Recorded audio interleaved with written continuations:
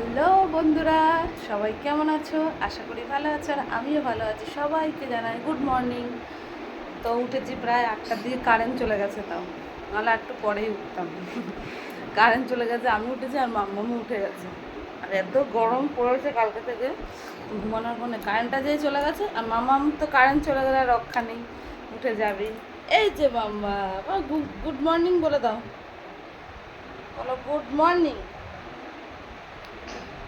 উঠে আগে জল খাবে, ফ্রেশ হবে, জল খাবে, তারপরে তো বিস্কুট। কই, এটা কে দিয়েছে? হ্যাঁ, লক্ষ্মী দিয়েছে। ও জেম্মাকেও লক্ষ্মী ডাকে, তাই জন্য বলছে লক্ষ্মী দিয়েছে। ও ভাইয়া কি করছিল? ভাইয়া, হ্যাঁ,